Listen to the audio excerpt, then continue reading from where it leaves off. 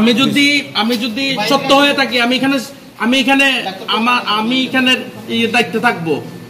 উনি এখানে দায়িত্বে না, ওনার বাবার মাথা ফেটে গেছে, উনি যাওয়ার পথে ওনার জন্য অ্যাম্বুলেন্স পাঠানো হয়েছে, কিন্তু ইমার্জেন্সি রুগী উনি বলছে যে 5:20 এইটা মানে রুগীর অবস্থা খারাপ। এখানে তো দেখা যাচ্ছে রুগী অলমোস্ট ডেড। আমি এইটাকে বলি নাই এইটা আমি এটা করার পর ভাই আমি আল্লাহর কসম দিয়ে বলছি যে ছিল তাকে আমি বলছি যে আপনার রুগীকে এখন নিয়ে লাভ হবে না, নাই ওনাকে বলছে। এবং ওভার ফোনে উনি বলছেন আরো কারোর সাথে কথা বলে তখন উনি বলছেন আপনার সব আচ্ছা যাই হোক 18-20 হইতে পারে, এটা সমস্যা না। এখন আপনারা স্বীকার করবেন যে এটা আপনাদের ভুল। এক নম্বর পয়েন্ট হচ্ছে আপনাদের হসপিটালে চিকিৎসা দিতেছেন, অ্যাম্বুলেন্স কেন থাকবে না? দুইটা অ্যাম্বুলেন্স থাকা সত্ত্বেও ড্রাইভার নাই, এটা কোনো কথা? আপনাদের কেন এখানে সিকিউরিটি কেন এই কাগজপত্রগুলো নিয়ে গেল? আপনারা রুগী আসবে, তারপর ডক্টর দাওয়াত দিয়ে নিয়ে আসবেন, এর আগে রুগীর অবস্থা কি সেটা আপনাদের বিবেচ্য বিষয় না। আপনারা হসপিটাল রাখছেন, হসপিটালে অবশ্যই আপনাদের ডাক্তার থাকবে। শুনেন ভাই জি এখন কাগজপত্র হাতে নেন। ম্যাডামে আমরা কইছি না, তারা লুকাই আধা ঘন্টা চিল্লাইছি আমি বলে তোমরা পারতো না, তোমরা আমরা পার করে দেবো, আমরা ছাড়পত্র দিয়ে দেবো, তা দিছুন না।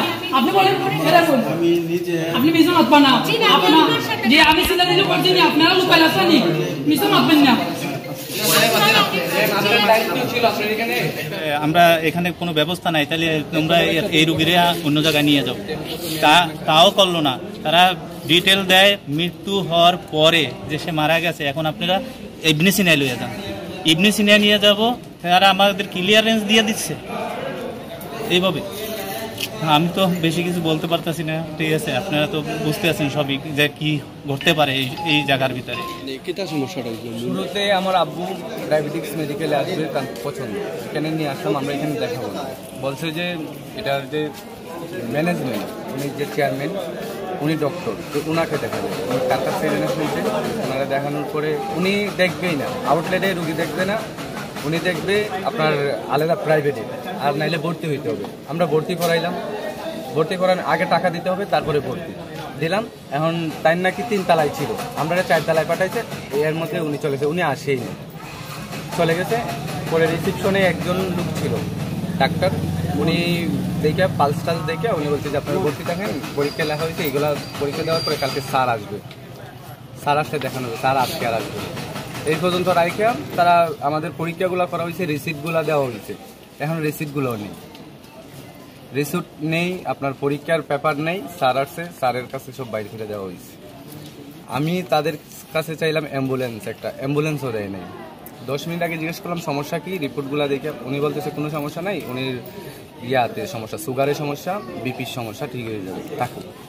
আমি এখান থেকে মানে চুয়াট্টায় গেলাম, যাওয়ার পরে উনি ফোন দিয়েছে আমার বোন জামাই, অবস্থা খুবই খারাপ, আসো। ওনার কাছে একটা লোক নাই এখানে রিসিপশনে, আমি আবার আমার বাইক তারারে নিয়ে আসলাম, তারা নেই, একটাই অ্যাম্বুলেন্স দেন। আমি অনেক রিকোয়েস্ট করলাম ওনার কাছে, এখানে যে থাকে রিসিপশনে, উনি বললাম যে ভাই আমার একটা অ্যাম্বুলেন্স যেমনিই দেন আপনি। উনি আমার অ্যাম্বুলেন্স দিতে বাধ্য না, তাদের ড্রাইভার নাই, এক্সপায়ার। তাই আমি আপনার অ্যাম্বুলেন্স যেখান থেকে নেওয়া হয়, একটা কল সেন্টার তো থাকে, ইমার্জেন্সি কল সেন্টার থাকবে, এটাও নেই। এটার ম্যানেজমেন্ট যে উনি যেহেতু এটার চেয়ারম্যান, উনি আসবেন, লোক যেহেতু মারা গেছে উনি আসার দরকার না, এত বড় একটা ভাঙচুর হইতেছে, উনিও এখন পর্যন্ত আসেনি। পরে আমি 999-এ কল দিয়ে প্রশাসনের ব্যবস্থা করছি, 999-এ কল দিয়ে অ্যাম্বুলেন্স আরও 1.5 ঘন্টা পরে আসে। রুগীর পালস ছিল, আমি অ্যাম্বুলেন্সের জন্য নিয়ে যাইতে পারিনি, পরে শেষে আমি লাস্টটা খাসির মাংস দিয়ে ভাত খাবে, উনি আইটা এখানে ডক্টর দেখাইছে, ডক্টরের সাথে কথা বলবে, ডক্টর ওনার সাথে পেজই করে নেই। পরে তখন সুস্থ ছিল, হ্যাঁ সুস্থ। পরে উনি বলতেছে আমার শরীরটা তো একটু কেমন কেমন লাগতেছে, আর ওষুধ দেওয়ার পরে একটা ওষুধ দিয়েছিল, বলছে যে ডাক্তার কালকে আসবে, এখন এইভাবেই থাকতে হবে। ওই ওষুধটা খাওয়ার পরে কেমন কেমন লাগতেছে, আমি এখান থেকে চলে আমার খাসির মাংস নিয়ে ভাত নিয়ে আসলাম, খাসির মাংস দিয়ে ভাত খাইলো। খাওয়ার পরে আবার অর্ধেক মাংস রাখছেও, ডাক্তারে বলছে যে আমি খাইতে পারবো কিনা, হ্যাঁ খাইতে পারবেন, যে সিস্টারে বলছে সমস্যা নেই, আপনার নর্মালি যেগুলো খাবার সবই খাবেন। আমাদের রিপোর্টগুলো যে বলে না যে আপনাদের সমস্যা, আর রিপোর্টগুলা যে করছে এগুলো তো আমি খুঁজা বাইর করছি, মানে টাকা দিয়েছে, আমি আমার চিন্তা হয়েছে যে রিপোর্ট কই গেল। ঘটনা ভাই আমি শুনে আসছি, আমার কলেজের এক ছোট ভাই ফোন দিছে যে ওর বন্ধুর আব্বা এখানে ট্রিটমেন্ট নিতে এসে ট্রিটমেন্টের অভাবে এবং এই হসপিটাল কর্তৃপক্ষর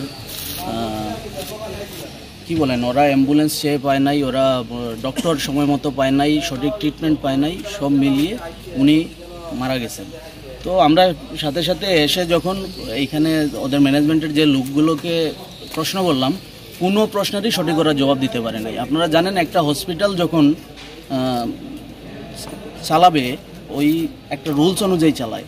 এই রুলসের মধ্যে অবশ্যই অ্যাম্বুলেন্স থাকতে হবে, ডক্টর থাকতে হবে, ডিউটি ডক্টর থাকতে হবে, ইমার্জেন্সি নাম্বার থাকতে হবে, মানে একজন রোগীর যতটুকু সাপোর্ট প্রয়োজন একটা হসপিটালে সব কিছুই থাকতে হবে। কিন্তু ওনাদের এইখানে হয় কি, ওনারা এখানে ডক্টর বা ডিউটি ডক্টর তো থাকেই না, ওনারাও শিডিউল করে করে আসে। দুপুরে খাবার খাইতে গেলে মানে পুরা হসপিটাল ফাঁকা, আইসিইউ নাই, অক্সিজেন নাই, একটা হসপিটালে অক্সিজেন নাই, যে ইমার্জেন্সি ক্ষেত্রে রুগীকে অক্সিজেন দিবে সেটাও নাই। এখন আজকে যেই ঘটনাটা ঘটছে এটা শুধু আজকে না, এটা সচরাচর ঘটে। আজকে হয়তো আমরা খবর পাইছি, আসছি, আপনারা পাইছেন, আসছেন, এরকম অনেক রুগী দূর দূরান্ত থেকে আসে, আইসা সঠিক চিকিৎসার অভাবে। এটা শুধু এই ডায়াবেটিক্স হসপিটাল না, এটা বিভিন্ন জায়গায় এরকম হসপিটাল আছে যারা সময় মতো বিভিন্ন পারপাসে এজেন্ট ধরে রোগী নিয়ে আসে, তারপর ডক্টর খবর দিয়ে এনে ট্রিটমেন্ট করে। আমরা চাই যে এই ধরনের হসপিটালগুলো বন্ধ করা হোক, প্রতিটা হসপিটালে অডিট করা হোক যে এই হসপিটালে এই হসপিটালটা কি স্বয়ংসম্পূর্ণ আছে, এইখানে কি সব কিছু একজন রুগীকে ট্রিটমেন্ট দেওয়ার জন্য সব কিছু আছে কিনা। এই ডায়াবেটিক্স হসপিটালে এটা আপনারা জানেন, আমরা সবাই এই হসপিটাল চিনি, এটা অনেক পুরনো একটা হসপিটাল। এই হসপিটালে মানুষ তো ভরসা নিয়ে আসে দূর দূরান্ত থেকে, ওরা আসছে শায়েস্তাগঞ্জ থেকে আসছে এখানে চিকিৎসা নিতে। একজন সুস্থ লোক আইসা উনি একটু অসুস্থ হয়েছে, এই জায়গায় ট্রিটমেন্ট সঠিক সময় দিতে পারে নাই।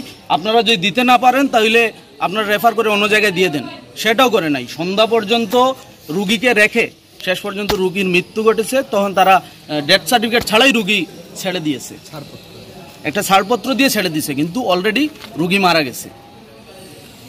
তো আমরা প্রশাসনের দিকে এবং কর্তব্যরত সকল এই হসপিটাল কেন্দ্রিক যে অথরিটি আছে, আমরা দৃষ্টি আকর্ষণ করতেছি এইরকম হসপিটালের বিরুদ্ধে ব্যবস্থা নেওয়া হোক।